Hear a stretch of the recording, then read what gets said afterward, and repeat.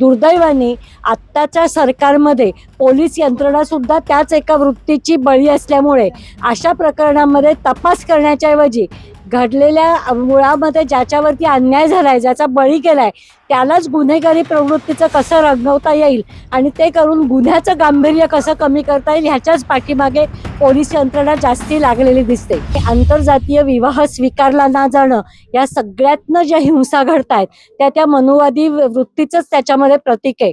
आणि दुर्दैवाने आत्ताच्या सरकारमध्ये पोलीस यंत्रणा सुद्धा त्याच एका वृत्तीची बळी असल्यामुळे अशा प्रकरणांमध्ये तपास करण्याच्या ऐवजी घडलेल्या मुळामध्ये ज्याच्यावरती अन्याय झालाय, ज्याचा बळी केलाय, त्यालाच गुन्हेगारी प्रवृत्तीचं कसं रंगवता येईल आणि ते करून गुन्ह्याचं गांभीर्य कसं कमी करता येईल ह्याच्याच पाठीमागे पोलीस यंत्रणा जास्ती लागलेली दिसते.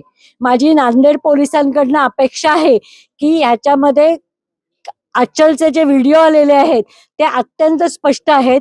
त्या पोरीच्या धाडसाचं मला प्रचंड कौतुक करावंसं वाटतं.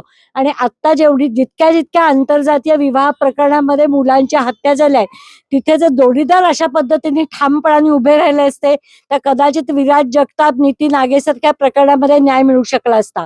आत्ता आम्हाला चिंता आहे ती आचलच्या आणि संपूर्ण सक्षमच्या कुटुंबाच्या सुरक्षिततेची चिंता आहे आणि त्यांना ताबडतोब पोलीस संरक्षण दिलं जावं अशी आमची त्याच्यामध्ये मागणी आहे. त्याच्याशिवाय जात वर्चस्वातनं होणारे हे गुन्हे त्याच्यामध्ये थांबणार नाहीत. ह्या सगळ्या लढ्यामध्ये आम्ही सक्षमच्या कुटुंबासोबत आणि आचलच्या कुटुंबासोबत आहोत. आणि मी बाळासाहेबांच्या आणि वंचित बहुजन आघाडीच्या वतीने आज जाहीर केलेलं आहे की आचलच्या पुढच्या सगळ्या शिक्षणाची जबाबदारी ही वंचित बहुजन आघाडी उचलेल.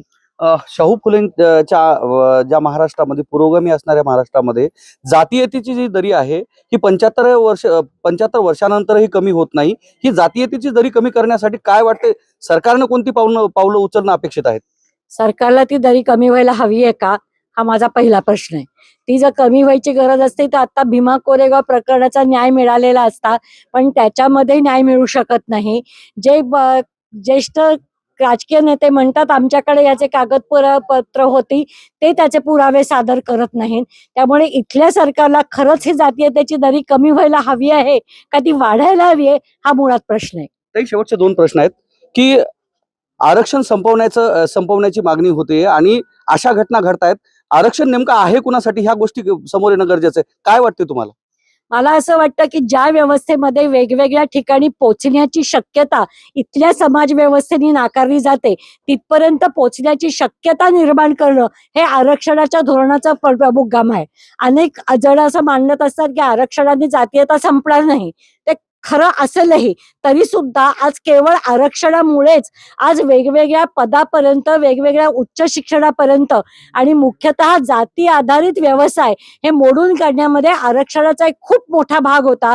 त्यामुळे आरक्षणाच्या धोरणासाठी आम्ही तर संघर्ष करत राहू. नाही, शिक्षणावर ही गोष्ट थांबणार नाही. माहिती आहे की बाबा तुम्ही डॉक्टर, इंजिनियर जरी झालेत तरी ही जातीयतेची दरी थांबणार नाही. तुम्ही लिटरेट झालेत, मात्र एज्युकेट होणं गरजेचं आहे. काय वाटतंय? ते समाजाने करायलाच पाहिजे. आम्ही त्याच्यासाठीच संघर्ष करतोय.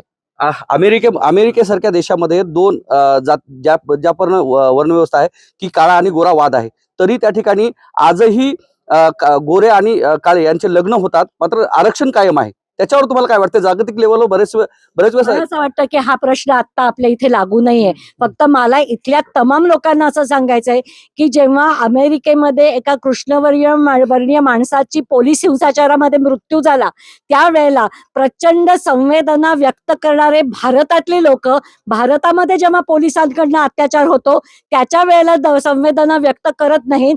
त्यावेळेला अत्याचार ज्याच्यावर झालाय त्याच्या बाजूने उभे राहत नाहीत, पोलिसांचा निषेध करत नाहीत. ही माझ्या दृष्टीने खंताची गोष्ट आहे. तर ह्या होत्या आपल्यासोबत वंचित बहुजन आघाडीच्या नेत्या अंजलीताई आंबेडकर, ज्यांनी सक्षम ताटे प्रकरणासंदर्भात भाष्य केलेलं आहे. दरम्यान आरक्षण कशासाठी आहे या विषयावर त्यांनी टाइम्स नाव मराठीशी चर्चा केली. कॅमेरामन सुधाकर सह मी धनंजय सोळंके, टाइम्स नाव मराठी, नांदेड.